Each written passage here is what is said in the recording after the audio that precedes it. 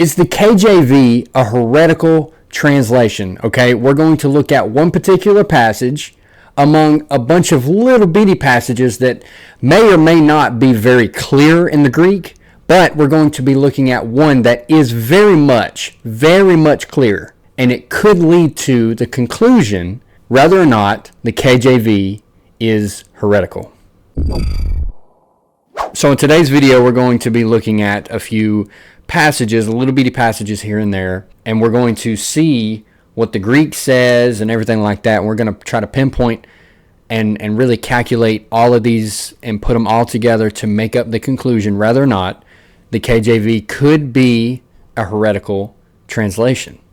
So we're going to, of course, start on one of my favorite passages here. And you know on this channel, right, that the Word of YHWH is very important on this channel, okay? And we're going to see right here, okay, in John chapter 1, verse 1, in the beginning was the Word, and the Word was with God, and the Word was God, okay? That's pretty good, okay? I mean, that's what it is, right? But in verse 2, the same was in the beginning with God. So if you just take that right there, right, in the ESV, NLT, all them say he was in the beginning with God, okay? In the Greek, it says he, right? So the problem that I have with this is, you know, it could very much just be read, right? You can just read on and it says, you know, in him was life, right? But the thing is, you know, you cannot really pinpoint exactly without verse 2 being very clear.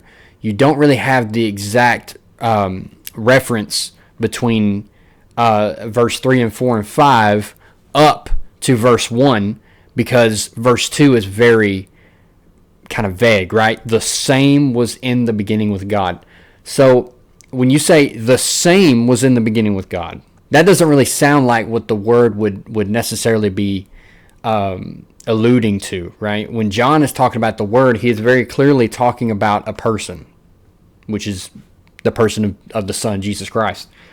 And that's not even like, you don't even have to look at the, you don't even have to be a Trinitarian to be, you know, to connect those dots.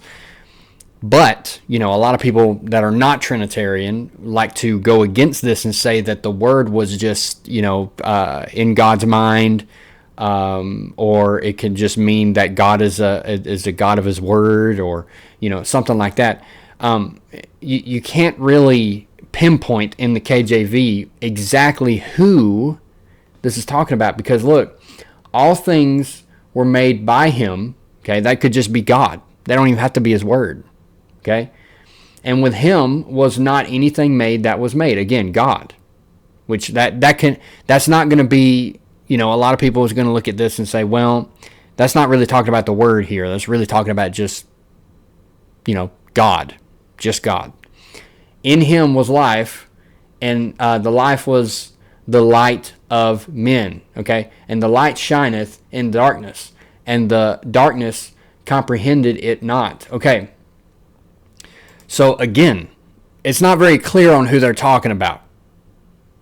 Okay, it's not very clear, because this right here does not sound like it's talking about a person, in which it is. Okay, because you know, if you just go to verse 14, you go you know, 6 through 14, you can see that the Word is a person, right? It is talking about you know, what the Word will do, right?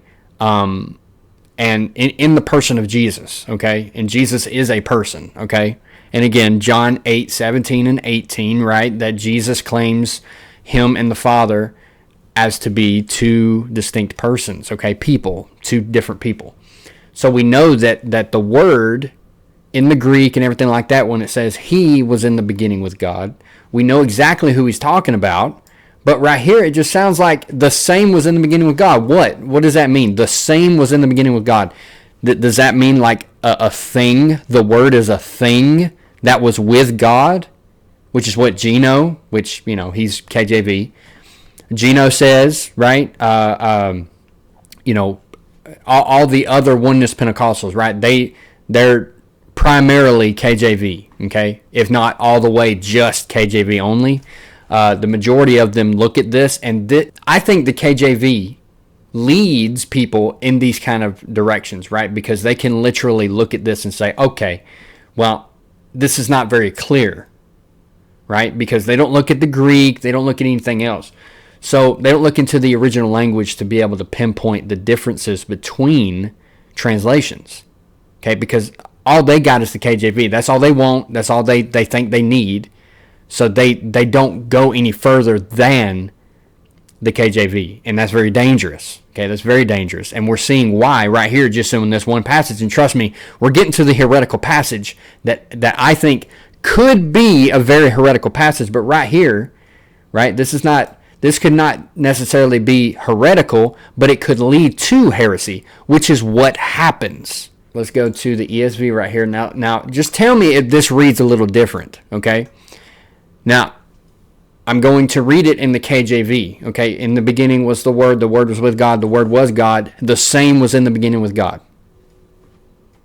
Yes, it means with, and yes, we know because it says in the beginning with God, then that could pinpoint to the Word, but because it doesn't say He was in the beginning with God, you can kind of be like, okay, well, that's just a thing, right? That's just a thought. That's just, God was with God because God is God, whatever. But whenever you read it like this, in the beginning was the Word, the Word was with God, and the Word was God. He was in the beginning with God. See, when you read that, then you can connect the rest of this chapter to verse 1 because it reads different. It just straight up reads different. We can go to another passage here, okay, that kind of does the same thing. The way it reads just is not very clear, okay? Philippians chapter 2, all right? Let this mind be in you, which was also in Christ Jesus, who being in the form of God, now that's great, that's good, thought it not robbery to be equal with God, okay? But made himself of no reputation and took upon himself the form of a servant and was made in the likeness of man. So, verse 7 is it could be pretty problematic. Because again, in the Greek, it says, emptied himself. That's what the Greek says. Kenohautu, hopefully I'm saying that right. Emptied himself, okay? So I've heard, and I reacted to this, right, in a previous video, where Bernard, Pastor David Bernard, he was debating a Trinitarian, and they got on this passage. In Philippians 2, we are told that Christ emptied himself. When did this emptying take place, and what did Christ empty himself of? Well, in Philippians 2, it starts off the passage by saying, let this mind be in you, which was also in Christ Jesus. And then it said that he made himself of no reputation, and he took on the form of a servant. So that's talking about in his humanity, in his human existence, culminating into his death. Isaiah says he poured out his soul in death. And Philippians passage says he was obedient unto death, and we're to emulate that. It's not talking about him losing any of his divine nature or identity, but it's talking about in his humble life, culminating in his sacrificial death, he made himself nothing for our sakes. And because he's on the KJV only, he's able to give you some other sort of thing where it's not him emptying himself of his divine nature, which is what the Greek implies. But right here, it doesn't really read that great, okay? But made himself, okay, now that's good, of no reputation. I don't know what that means. That's not very clear. It's not very clear. Now, I don't speak Old English, so I don't know what this is trying to say. That's why I think the KJV for new believers needs to stay away from the KJV as much as possible, okay? As much as possible. And took upon him the form of a servant. That's okay. That's all right. But still, it's not very clear. But here we go, right here. This last bit right here. And was made and was made in the likeness of men. And was made in the likeness of man. See, again, that could be problematic. So again, let's go back to the ESV. Let's read verse 7.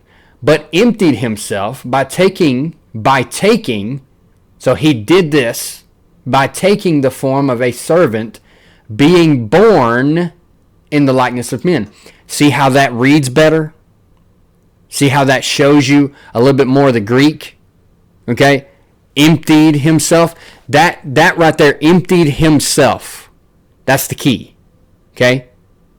That's the key. Being made in the likeness of men, that doesn't connect very well, especially with somebody who has zero knowledge of the original language. Zero. Now, I don't claim to be, an expert in it, but it doesn't take that much time to go and look it up. So the very clear passage here is, but emptied himself by taking the form of a servant, being born in the likeness of men. That entire passage right there shows me, that verse shows me, okay, that the Word, which you can connect this being in the form of God, you can connect that with the Word because the Word became flesh. So if you just reverse that and make the flesh go back to the Word, that's what that is, right? So being in the form of God, that's the Word. In John 1:1, that's the Word. So being in the form of God, emptied himself. So he himself did this. He was in the beginning with God. He did this himself. By taking the form of a servant, he took the form of a servant. He did this. Being born in the likeness of men, he was born in the likeness of men. See how it reads a lot more like Jesus, the Word, was the one that did this? But again, in the KJV, but made himself of no reputation, and took upon him the form of a servant, and was made in the likeness of men. It's just not very clear. It's just not very clear. All right, so here's the moment we've all been waiting for, okay? Is this passage a heretical passage? Okay? Can this be turned heretical? Now, I'm not going to start reading it in the KJV until I've read it in the ESV and looked at the Greek first. Okay? I'm going to look at those two things first, and then I'm going to go into the KJV and show you where the possible heretical passage is. Okay? Let's go. Okay, so Hebrews chapter 1. Okay? Let's read it. All right, just right here. Let's start at verse 1. Long ago, at many times and in many ways, God spoke to our fathers by the prophets. But in these last days, he has spoken to us by his Son, Jesus Christ, whom he appointed the heir of all things, through whom also he created the world. He is the radiance of the glory of God and the exact imprint of his nature, and he upholds the universe by the word of his power. That's what the ESV says. Okay? Now, the point here that I really want to point out, okay, is right here in verse 3. He is the exact imprint of his nature. Okay? Catch that now. Of his nature. Okay? Now that reads very, very good. Okay? Very orthodox, right? That shows that Jesus the Son shares the divine nature with God the Father and the Spirit. Okay? Because it says right here, the radiance, he is the radiance, the radiance of the glory of God and the exact imprint of his nature, God's nature, the Father's nature. Okay? The Father's nature, because he sat down at the right hand. That's not why he's the exact imprint of his nature, but he is the exact imprint of his nature. So we're going to look at verse 3 right here in... Let me look over here. Okay. All right. So in the Greek, and he is the radiance of the glory and the exact representation of his nature. Okay? Now, the word here for of his nature, okay, I don't know how to speak Greek. But right here, okay, the definition, the way that you can translate it is substance, assurance, okay, confidence, essence, or reality. Okay? Substance, essence, okay? That's pretty much the way that we would want to read it, okay? But it is nature, okay, because of the way that doctrine is laid out, okay? The doctrine of Jesus being God, okay, and equal with God the Father. All right, so here it is. Moment of truth. Could this be a heretical passage in the KJV? Verse 3, who being the brightness of his glory and the expressed image of his person. That ain't good. That's not good. Okay, and I know oneness is going to jump all over me in this video and just tear my head off. I get it. Okay, this is your translation. Okay, you don't hold to the doctrine of the Trinity, but whether you like to believe it or not, whether you want to admit it or not, the Trinity is the most important doctrine in Christianity. Okay, and it's right there on the same level as the resurrection. You must believe in the resurrection, but you must believe that Jesus the Son is Yahweh himself. And if that is true, then the Trinity is automatically true. Okay? This is one of the reasons why they don't believe in the Trinity. They don't believe in the three distinct persons. It's because it says image of his person. So again, that could be heretical. Because again, you have in the Trinity, you have the Father, the Son, and the Spirit, all three distinct persons within the Godhead. Okay? But they still share the same nature. Okay? But that's the problem with this passage in this translation. Because in this translation, it says the image of his person. Okay, so that would conclude by reading this, unless you know the way that it's supposed to be read in the Old English, all right, and you can translate it for us. The way that it reads is that you can say that Jesus is the same person as the Father. And of course, that is heresy. That is heresy. Okay, that is heresy. Now, again, in the Greek it says essence or substance. Okay, all right. In the ESV it says nature, the exact imprint of his nature, which would be very orthodox in that way, because again, the Father, Son, and Spirit all are their distinctive persons. However, they share the same essence of God, which means that they are all called Yahweh, and they are all the same God. Okay, so that would be very orthodox way of reading it. Okay, and of course the Greek knows better than all of us. Okay, but the way that this reads, could this passage make the KJV heretical? Please tell me in the comment section below if you think so. All right, so listen, I don't hate the KJV. I don't. Okay, I think it's great. I grew up on the KJV. Of course, all of us did, pretty much. I grew up on the KJV. Most of my memory verses are from the KJV. Okay, I'll catch myself being, when I'm reciting scripture, I catch myself doing the KJV interpretation of it and all that.